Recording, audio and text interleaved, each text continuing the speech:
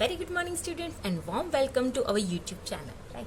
So today we are going to discuss a IUPAC nomenclature, which is a very important topic for your competitive examination, right? So obviously we are going to start with very basic things regarding IUPAC nomenclature. In this, the first is a type of a carbon. What, student?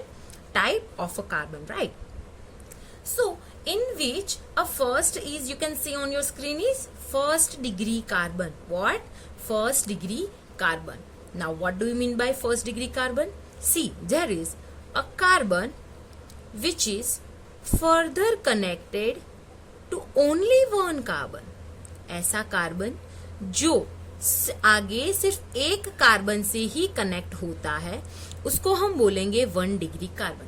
और we can say at a carbon which fulfill their one valency with carbon is known as a primary or 1 degree carbon, right? You can see this carbon is connected to the other alkyl chain, or we can say a carbon, obviously, right?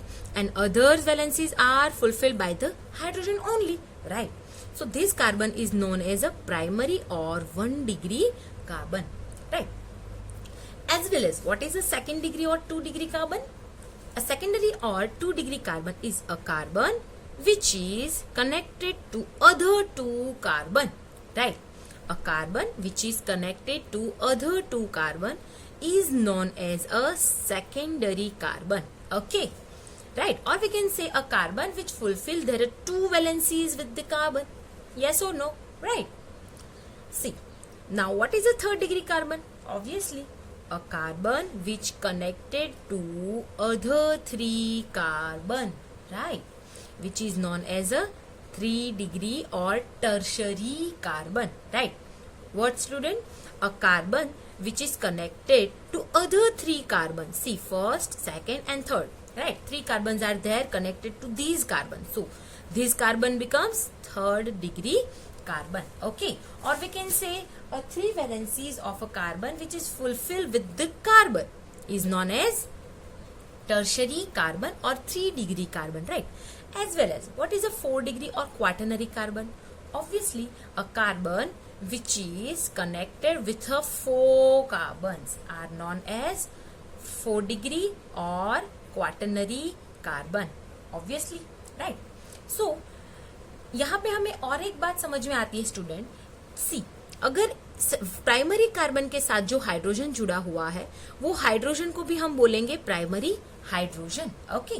Secondary carbon के साथ जुड़ा है वो hydrogen को बोलेंगे secondary hydrogen.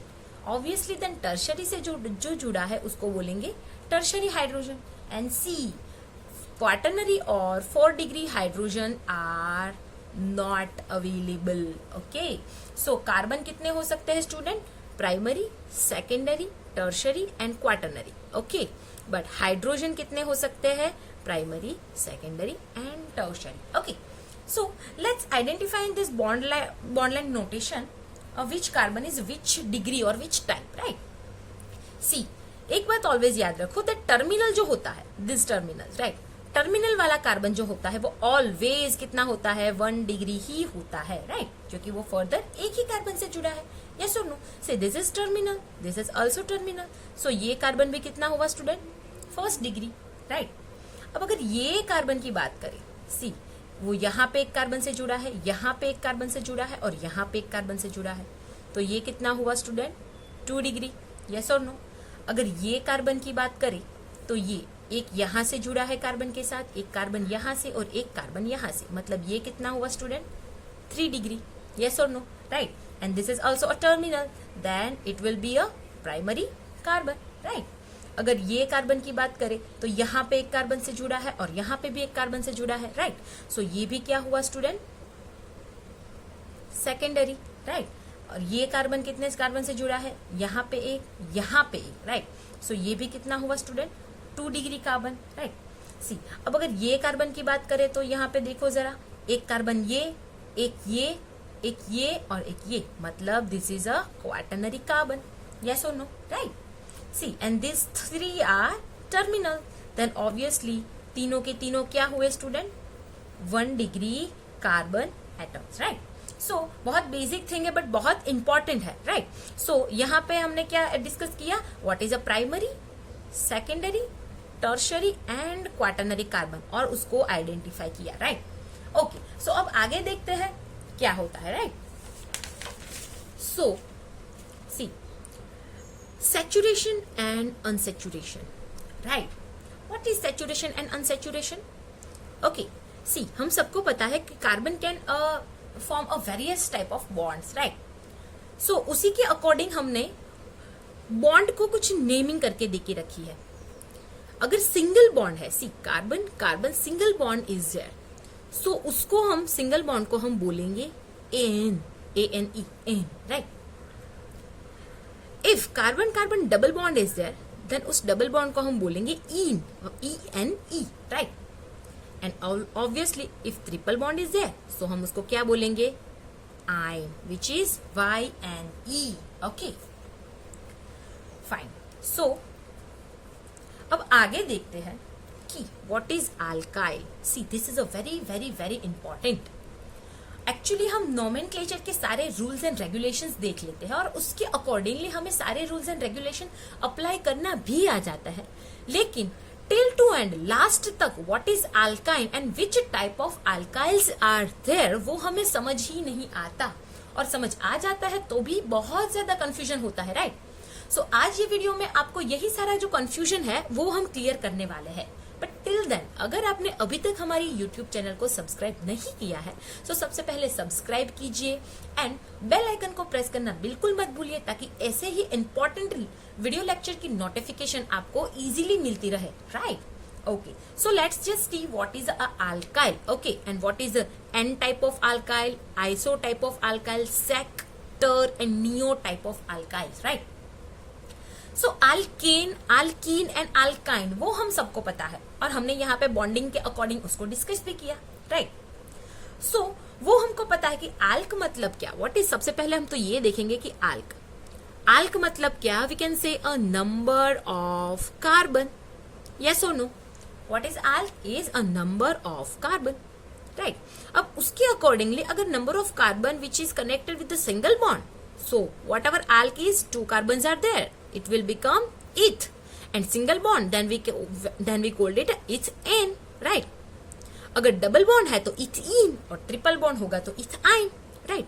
But now what is alkyl, right. Alkane, alkene and alkyne का तो हमें समझ में आ गया, but what is alkyl. Okay, so let's just see, right. See, यहाँ पे मैंने लिखा है that alkyne -1 hydrogen gives a alkyl, right. कोई भी अल्केन है, कोई भी अल्केन है, उसमें से अगर मैंने 1 हाइड्रोजन, एक हाइड्रोजन रिमूव कर दिया, तो मुझे जो भी स्पीसी मिलेगी उसको हम बोलेंगे alkyl, right. So in short हम सिंपली ऐसा बोल सकते हैं कि कोई भी अल्केन की अगर मैंने एक वैलेंसी को अवेलेबल कर दिया, एक हाइड्रोजन को रिमूव करके मैं क्या कर रही हूँ स्टूडेंट, उसकी जो वैलेंसी है उसको अवेलेबल करती हूँ ताकि कोई और ग्रुप और एटम आके उससे अटैच हो सके, यस और no, right. So alkyl are a simplest form of alkane which is now available for connection toward, for making connection toward, आगे कनेक्शन बनाने के लिए जो अवेलेबल है उसको हम बोलेंगे alkyl, right. Let's just take a simplest example so we can understand betterly, right. See, we are having a methane which is CH4. Now what I am doing is just removing 1 hydrogen, right. So क्या मिलेगा मुझे, CH4 जो था अब वो हो गया है CH3. सी, यहाँ पे मैंने दिखाया है कि ये यहाँ पे अब कनेक्शन हो सकता है, यस और नो. ये जो मैंने कर्व लाइन दिखाई है वो ये दिखाती है कि अब कनेक्शन हो सकता है. सी, इसको हम ऐसे भी लिख सकते हैं, CH3, यहाँ पे मैं एक हाइड्रोजन दिखा रही हूँ, राइट. ऑब्वियसली ये हो गया हमारा CH4 which is methane. Now what I am doing is only removal of 1 hydrogen. होगा क्या, ये हाइड्रोजन निकल जाएगा तो हमें कुछ इस तरीके का मिलेगा. सी, हाइड्रोजन गया मतलब अब यहाँ पे अवेलेबिलिटी हो गई. सो यहाँ ये जो कर्व लाइन है वो क्या दिखाती है स्टूडेंट, कि कनेक्शन जो है वो आगे परस्यूड हो सकता है, राइट. सो अगर एक हाइड्रोजन मैंने मीथेन में से रिमूव कर दिया तो अब उसको मैं बोलूंगी मिथाइल. ओके, नाउ अब अगर कहीं पे भी मिथाइल वर्ड आता है तो हमें ये आइडिया आ जाता है. A methane which is now available for making connection, right, is known as methyl, right. Okay, अब हम क्या करेंगे स्टूडेंट, नंबर ऑफ आल्क धीरे धीरे बढ़ाते जाएंगे और उसके accordingly what is an isosector and neo alkyls are, उसके बारे में हम डीप में स्टडी करेंगे, राइट. सो अगर मैंने मिथेन के बदले अब लेके रखा है इथेन, ऑब्वियसली इथेन मतलब 2 कार्बन्स आर देयर, राइट. अगर उसमें से मैंने एक हाइड्रोजन निकाला, राइट, इस कार्बन से भी निकाल सकते हो और इस कार्बन से भी निकाल सकते हो because both the carbons are identical और we can say symmetrical, right. So what happens student, यहां से अगर मैंने एक हाइड्रोजन निकाला तो यहां से जो कनेक्शन है अब वो अवेलेबल है. It can connect toward the other element और अ ग्रुप और we can say any other things, right.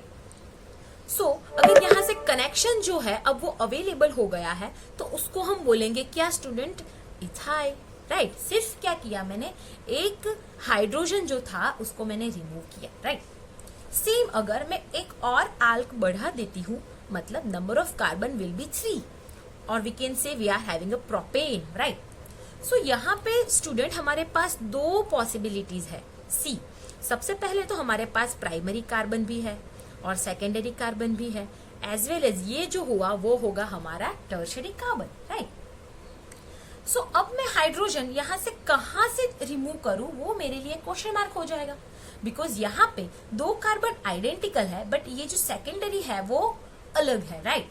सो एक पॉसिबिलिटी ये होगी कि मैं प्राइमरी हाइड्रोजन को रिमूव करूं, राइट. सी, यहाँ पे अगर मैंने प्राइमरी हाइड्रोजन को यहाँ से रिमूव किया सो ऑब्वियसली जो कनेक्शन है वो यहाँ पे अवेलेबल होगा, राइट. सो अगर प्राइमरी हाइड्रोजन में रिमूव कर रही हूँ और मुझे जो अल्काइल मिल रहा है उसको मैं बोलूंगी N propyl. But what about a secondary hydrogen, if I am going to remove a secondary hydrogen then student see, यहां से मैंने हाइड्रोजन रिमूव किया बेटा तो कनेक्शन जो है वो अब यहाँ पे बनेगा and the group is CH3 CH CH3. अब कोई कनेक्शन होगा तो वो यहाँ पे करेगा, राइट. सो अगर secondary hydrogen I am going to remove a secondary hydrogen and availability of connection is become toward a secondary carbon then it become a isopropyl, right. If we are going to bond line notation then it seems like something Y, right. यहाँ से जो connection होगा यहाँ पे एक CH3 है, यहाँ पे एक CH3 है और यहाँ पे एक CH2 है, राइट. सो इसको हम बोलेंगे आइसोप्रोपाइल, राइट. सो यहाँ पे एक चीज दिमाग में रखो, iso which is start from a आल्क 3, प्रोपेन से स्टार्ट होता है, राइट. अगर अब मुझे इसको आगे ब्रांचिंग करनी है तो यस मैं उसको ब्यूटाइल बना सकती हूँ, राइट. सो क्या होगा, यहाँ पे अगर मैंने एक कार्बन अटैच कर दिया तो ये बन जाएगा क्या, आइसोब्यूटाइल, राइट. अगर और एक कार्बन अटैच कर दिया तो आइसोपेंटाइल. बट इंपॉर्टेंट चीज क्या है स्टूडेंट कि group iso is this why, okay. Secondary hydrogen removing from a propane gives us a isopropyl, okay, right. चलो ये हमें समझ में आ गया, राइट.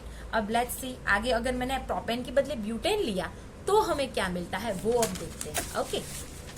चलो so let's see we are having a 4 carbon 1 2 3 4, okay.